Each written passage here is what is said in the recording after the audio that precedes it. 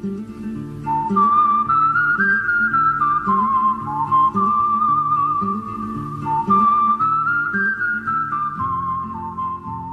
3. How have the real and mythologized people of the West shaped our national identity? Part 1. Our goals. We'll learn about the different groups of people who settled in the West, including their motivations and their impact on the development of the nation. We'll consider groups such as the mountain men, miners, ranchers and cowboys, and outlaws. We'll learn about how later Americans mythologized these people and how they continue to impact our values and choices in the present. Our big idea. There were many groups of people who defined the character of the West. Some of these people have become mythologized. Let's get started with the introduction. The settlement of the West, the region west of the Mississippi River, can be told in a variety of ways. We're going to look at it here by separating it out into different groups of people who made the West what it is today. And in doing so, we're also going to look at the mythologized version of those people. Because more than any other era in American history, the settlement of the West is a time that has spawned stories that are more important than the reality. Americans love the West. We love cowboy stories, cowboy hats, riding horses, riding pickup trucks, and wearing jeans. We have sports teams named for heroes and imagined heroes of the West. The West is part of America's national identity. As we explore these people, consider how the real people of the West and their mythologized alter egos shaped our identity. Mountain men. The mountain men were explorers who lived in the wilderness, most commonly in the Rocky Mountains, in the mid-1800s. They were instrumental in discovering and opening the various trails that would later be widened into wagon roads and allowed Americans in the East to settle the new territories of the far West. The mountain men came into existence during the early era of westward expansion, usually driven by the lucrative earnings available in the fur trade. Driven to the west at first by published accounts of Lewis and Clark expeditions' findings, a few courageous, independent men succeeded in traversing the Rocky Mountain region working as trappers, as scouts for the army, or wagon train guides. Others ran fort trading posts along the Oregon Trail to service the remnant fur trade and the settlers heading west. Although relatively few in number, the mountain men were invaluable to later phases of settlement. In all, approximately 3,000 mountain men ranged the mountains between 1820 and 1840, the peak beaver harvesting period. While there were many free trappers, most mountain men were employed by major fur companies. Out of the fur trade grew the tradition of the annual rendezvous. Donald Mackenzie, representing the Northwest Company, held a rendezvous in the Boise River Valley in 1819. The rendezvous system was later implemented by the Rocky Mountain Fur Company, whose representatives would haul supplies to specific mountain locations in the spring, engage in trading with trappers, and bring pelts back to communities on the Missouri and Mississippi rivers like St. Louis in the fall. This system of rendezvous with trappers continued when other firms, particularly the American Fur Company owned by John Jacob Astor, entered the field. A second fur trading and supply center grew up in Taos in what is today New Mexico. This trade attracted numerous French Americans from Louisiana and some French-Canadian trappers, in addition to Anglo-Americans. Some New Mexican residents also pursued the beaver trade, as Mexican citizens initially had some legal advantages. Trappers and traders in the Southwest covered territory that was generally inaccessible to the large fur companies. It included parts of New Mexico, Nevada, California, and central and southern Utah. The life of a mountain man was rugged. Many did not last more than several years in the wilderness. They faced many hazards, especially when exploring unmapped areas. Biting insects and other wildlife, bad weather, diseases of all kinds, injuries, and hostile tribes presented constant physical dangers.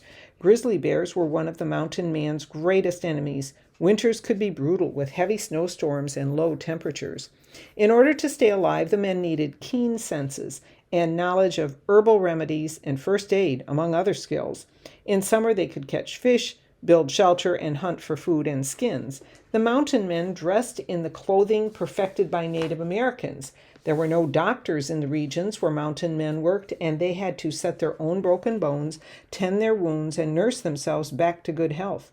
Additionally, they needed to be able to maintain good relationships with the Native Americans in the regions they worked. The age of the roving trapper did not last long. Changing fashions which lessened the demand for beaver fur and competition from Canadian companies killed off the American fur trade. By 1846, only some 50 American trappers still worked in the Snake River country, compared to 500 to 600 in 1826. The end of the beaver trade may have spelled the end of the mountain man, but the great push west along the newly opened Oregon Trail built up from a trickle of settlers in 1841 to a steady stream in 1844 to 46, and then became a flood. The demand for guides was immense, and the mountain men who knew the West from their days as trappers found a new role as guides. The mountain men were indispensable. Although they did not work as a group, the mountain men, by the accumulation of their many individual actions, mapped the West. They also serve as cultural icons, representing American ruggedness, individualism, independence, ingenuity, and perseverance. John Colter, one of the first mountain men, was a member of the Lewis and Clark expedition. He later became the first European man to enter Yellowstone National Park and to see what is now Jackson Hole and the Teton Mountain Range. His description of the geothermal activity there seems so outrageous to some that the area was mockingly referred to as Colter's Hell. Colter's narrow escape, following capture by Blackfeet, leaving him naked and alone in the wilderness, became a legend known as Colter's Run. Born into slavery, Jim Beckwourth arrived in Missouri with his parents and was freed by his father. He signed on with the Rocky Mountain Fur Company, lived with the Crow tribe for years, and became a war chief. He was the only African American in the West to have his life story published. He was credited with the discovery of Beckwourth Pass in the Sierra Nevada in 1850 and improved a Native American path to create what became known as the Beckwourth Trail through the mountains to Marysville, California. Jim Bridger went west in 1822 at the age of 17. He is one of the first men of European descent, along with Etienne Provost, to see the Great Salt Lake, which, because of its salinity, he first believed was an arm of the Pacific Ocean. In 1830, Bridger purchased the Rocky Mountain Fur Company. He established Fort Bridger in the southwestern Wyoming and was well known as a teller of tall tales.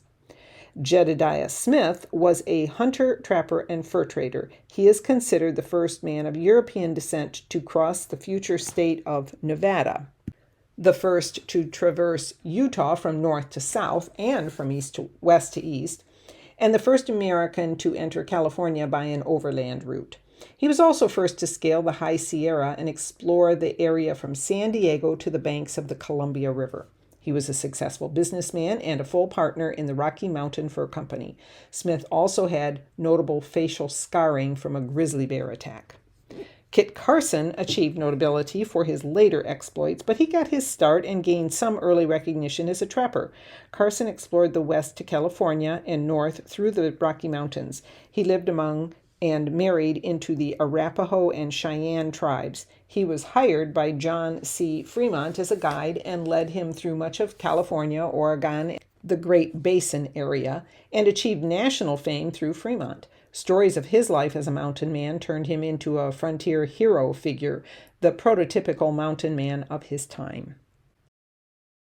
Miners. The allure of gold has long sent people on wild chases. In the American West, the possibility of quick riches was no different. The search for gold represented an opportunity far different from the slow plod that homesteading farmers faced.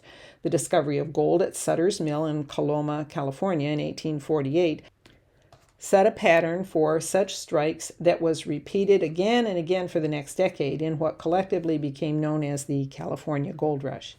In what became typical, a sudden, disorderly rush of prospectors descended upon a new discovery site, followed by the arrival of those who hoped to benefit from the strike by preying off the newly rich.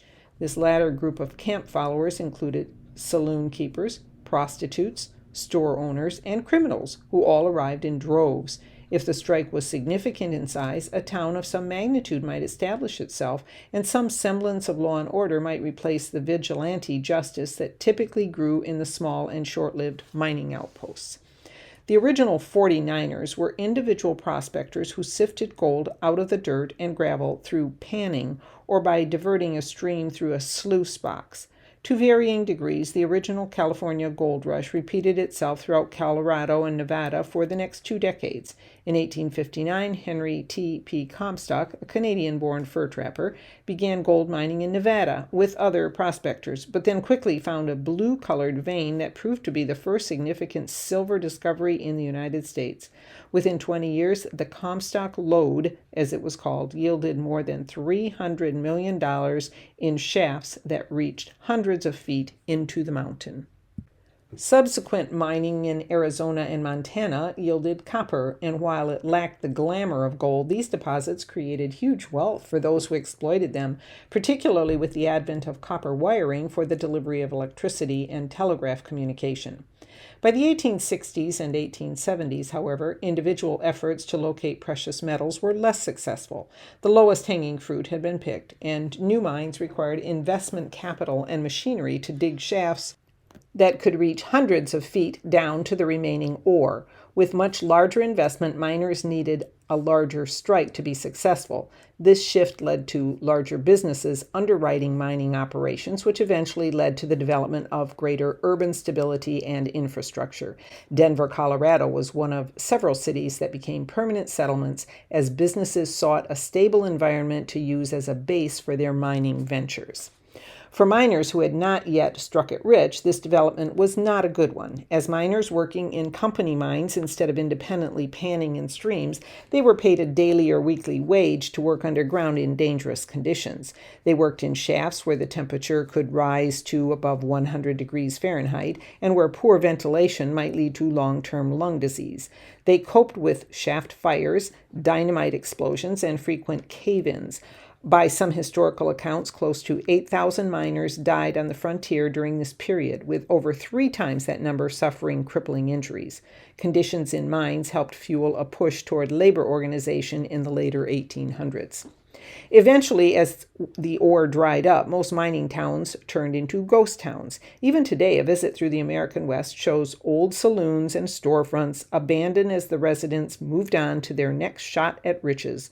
The true lasting impact of the early mining efforts was the lasting desire of the government to bring law and order to the Wild West in order to more effectively extract natural resources and encourage stable growth in the region. As more Americans moved to the region to seek permanent settlement as opposed to brief speculative ventures, they also sought the safety and support that government order could bring.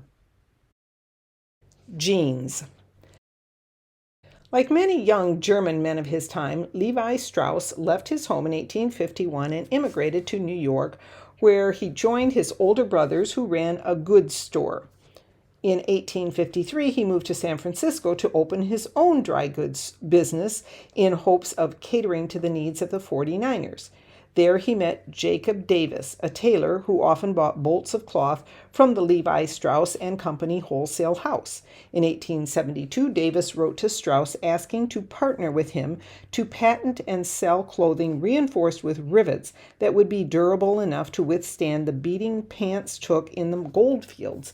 The copper rivets were to reinforce the points of stress, such as pocket corners and at the bottom of the button fly. Levi accepted Davis's offer, and the 2 men received U.S. patent number 139,121 for an improvement in fastening pocket openings on May 20th, 1873. Their company logo emphasized the strength of their pants that, they claimed, could not be torn apart by teams of horses. Davis and Strauss experimented with different fabrics and found denim the most suitable material for work pants. They began using it to manufacture their riveted pants. Initially, Strauss's jeans were simply sturdy trousers worn by factory workers, miners, farmers, and cattlemen throughout the North American West. When Levi Strauss and Company patented the modern mass-produced prototype in the year 1873, there were 2 pockets in the front and 1 on the back with copper rivets. Later, the jeans were redesigned to today's industry standard of 5 pockets, including a little watch pocket and copper rivets. Although styles have changed over time, blue jeans remain a symbol of America and American fashion around the world, and jeans continue to be emblematic of the frontier spirit. Ranchers and cowboys.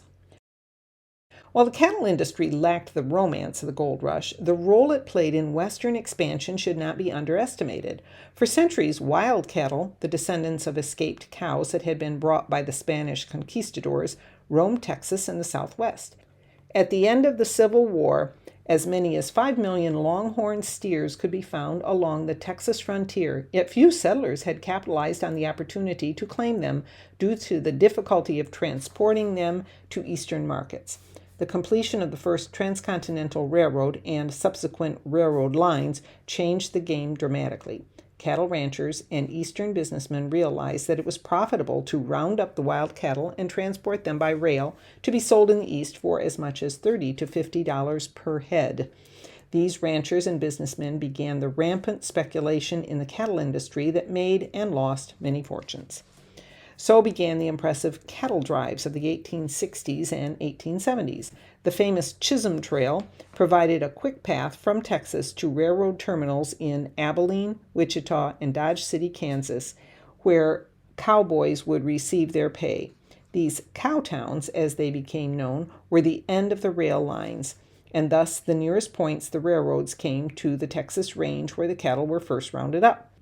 And these towns quickly grew to accommodate the needs of cowboys and the cattle industry. Cattlemen like Joseph G. McCoy, born in Illinois, quickly realized that the railroad offered a perfect way to get highly sought beef from Texas to the east. McCoy chose Abilene as the locale that would offer cowboys a convenient place to drive the cattle, and went about building stockyards, hotels, banks, and more to support the business.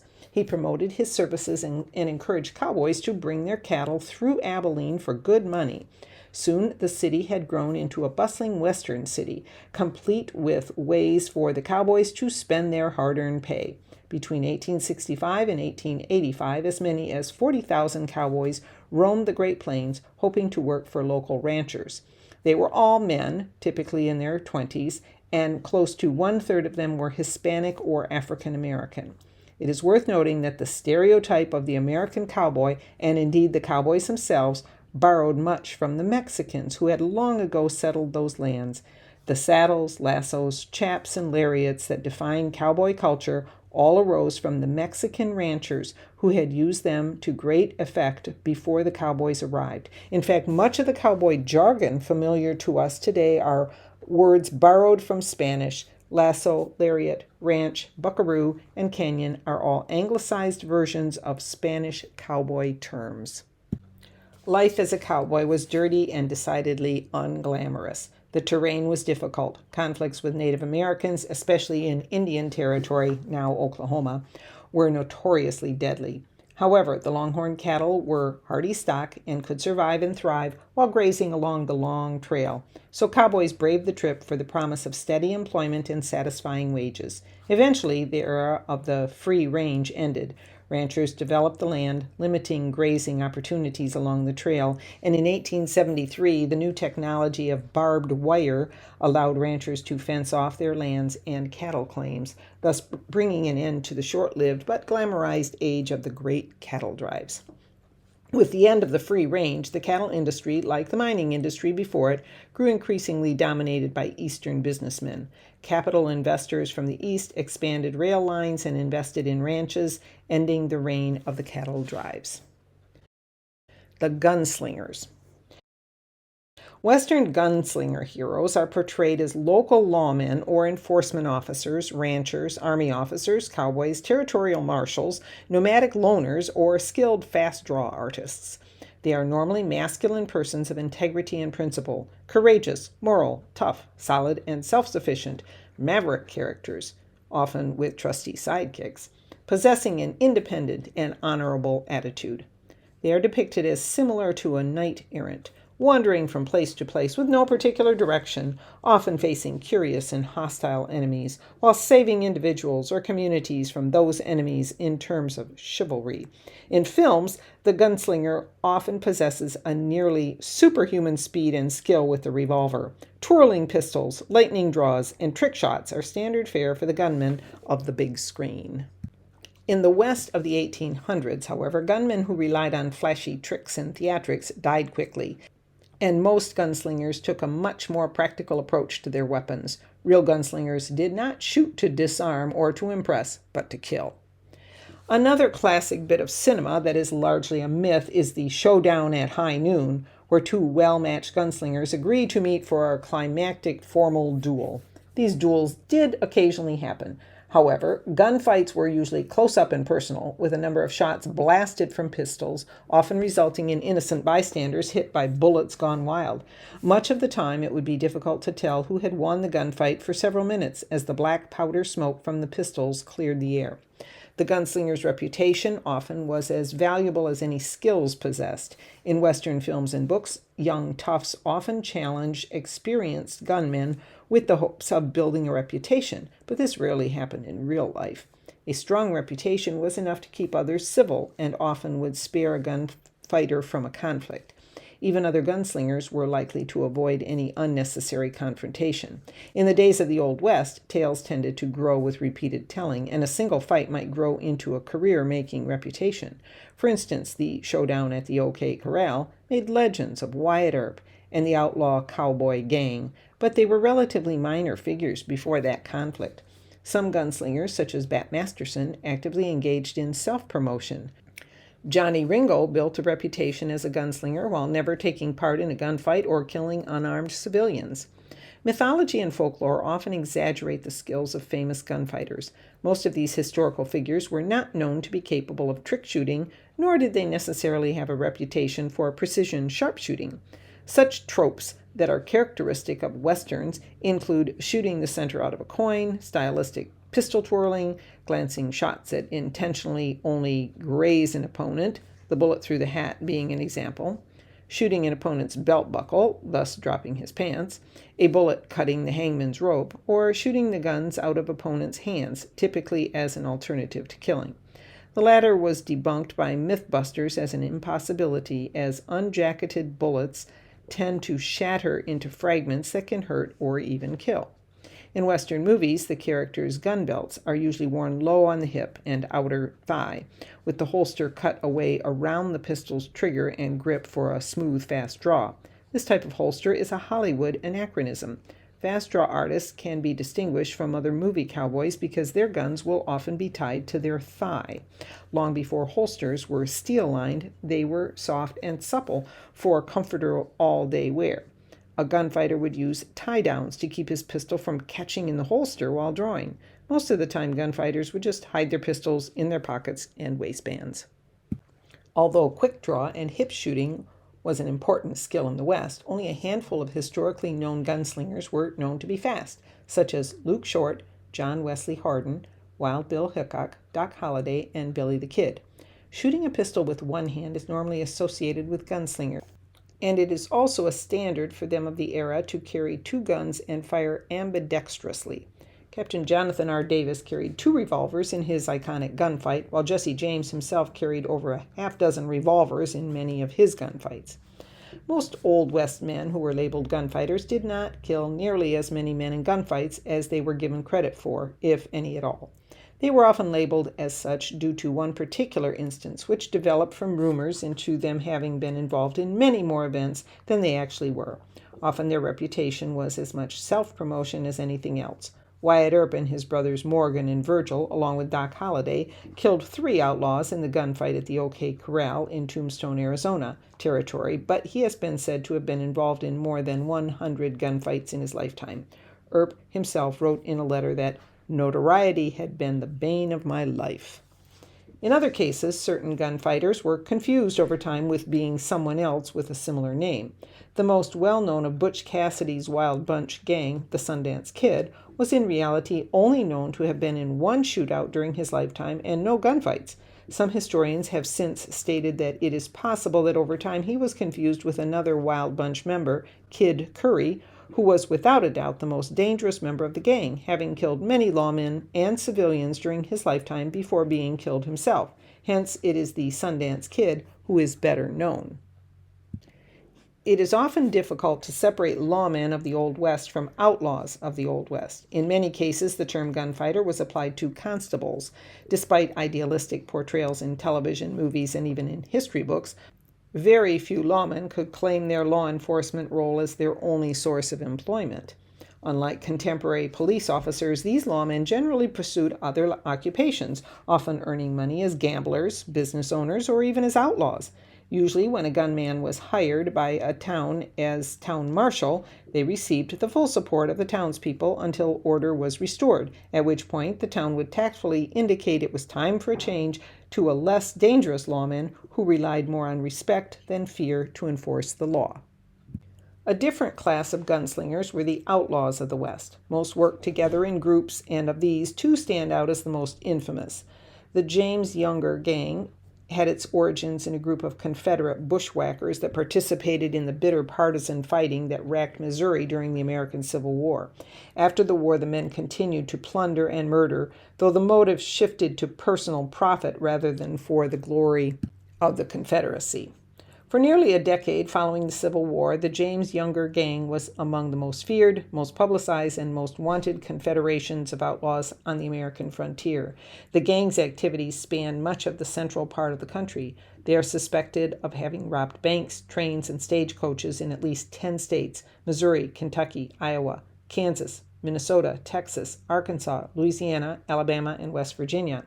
The James Younger gang dissolved in 1876, following the capture of the Younger brothers in Minnesota during the ill-fated attempt to rob the Northfield First National Bank in Minnesota.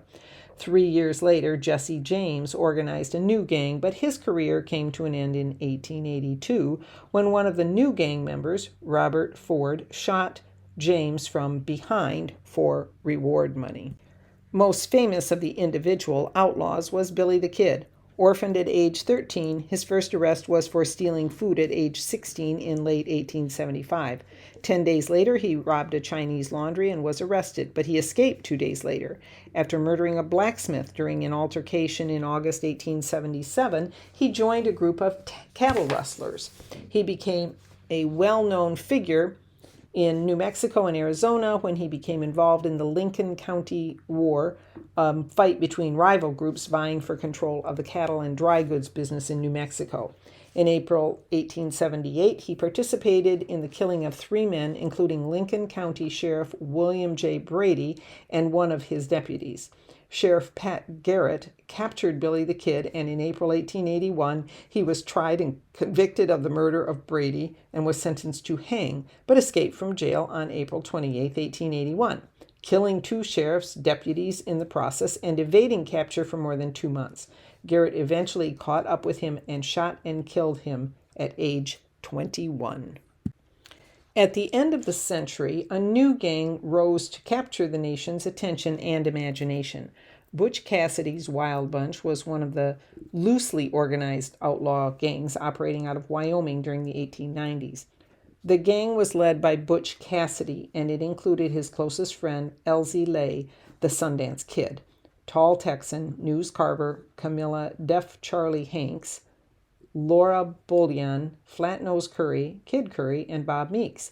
They were the most successful train-robbing gang in history. Butch Cassidy and the Sundance Kid eventually fled to South America to escape Pinkerton detectives, where they were killed in a shootout with police.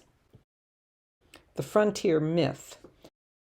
There are 2 Wests: the historical West in which farmers, ranchers, miners, prostitutes, and criminals pursued their happiness, and the mythic West that took deep root in the American imagination. Western novels like those found at supermarket checkout lines, mainstream literature such as Cooper's Leatherstocking Tales, newspapers, and plays portrayed the West as both a barren landscape full of savages and a romanticized, idealistic way of living for rugged men. This second version of the American West has perhaps had a longer lasting impact on American culture since it remains even now long after the actual historical West has been replaced by modern life. This is the frontier myth. The origins of the frontier myth are as old as white settlement in America itself. Beginning in the original colonies, settlers brought a synthesis of romantic European myths and ideas across the Atlantic, particularly the idea that the New World was a place where they could reinvent themselves. However, the land was occupied by Native Americans, and the incoming colonists took the land with violence, and the frontier myth took on a layer of meaning imbued with a sense of regeneration through violence. Violent interactions with Native Americans became central to the myth of the frontier, and the American hero has been one who mediated between these two worlds. The first national hero to do this was Daniel Boone, the first archetype of the Western hero. An American hero is the lover of the spirit of the wilderness, and his acts of love and sacred affirmation are acts of violence against the spirit and her avatars, argues historian Richard Slotkin. This is the foundation for the myth of the frontier that began in the colonies. It was further developed in the 1800s to meet the growing needs of industrialization, incorporating the exploitation of land. The myth of the frontier held promise of wealth in the undiscovered lands and thus encouraged settlement. But Slotkin argues that the myth of the frontier distorted the historical reality. The frontier myth holds that Americans became rich by riding the Great Plains or mining the gold fields of California, but in reality, most fortunes were made in the industrial cities of the North. Christine Bold studied the development of the frontier myth and argues that the formula for it was created by a group of writers, politicians, painters, and entertainers. She found that they used their money and influence to silence the voices of African Americans, Native Americans, immigrants, and non-elite white men. They did this both in their creation of the formula for the myth of the frontier and in public policy. In the regards to myth, their efforts were successful, and the common myth of the frontier to follow this period features the white cowboy riding in to save the white townsfolk, particularly women, usually from Native Americans or Hispanics. Although African Americans were common in the actual West of the 1800s, they are almost entirely absent in the mythologized version.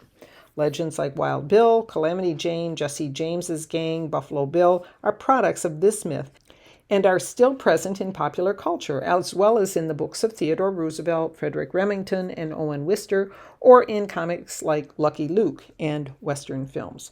Despite variation, there are key elements to the frontier myth that are common. The cowboy of the myth is heroic, recognizes evil, and is unafraid to fight it. In popular culture, the good cowboys wear white and shoot the evil cowboys in black. Our modern infatuation with superhero stories is entirely in line with this element of the myth. Another aspect of the Western archetype is the self-reliant man. Our idealized cowboy rides a horse, needs no one, can survive for weeks alone, and stoically faces adversity. Americans who live in cities but purchase oversized pickup trucks or Harley-Davidson motorcycles are recreating this aspect of the myth. Also, the cowboy of myth is an achiever. He can make things happen. Overcoming any adversity, he can bring the cattle to market, fight any number of Native Americans, or travel any distance to save the girl. Just as the real pioneers crossed the West to settle California, Utah, and Oregon, so too did Americans set foot on the moon. After all, our mythologized Western man is an innovative problem solver who dares where others are timid. Myths are much more about the way we would like to see ourselves than about historical reality, and the frontier myth is no different. After all, the historical cowboys are relatively unimportant to us today. Who needs a few thousand men from the 1800s when the Dallas Cowboys, Texas Rangers, the San Francisco 49ers, Denver Nuggets, Portland Trail Blazers, or San Antonio Spurs are playing sports on cable television? We can fight.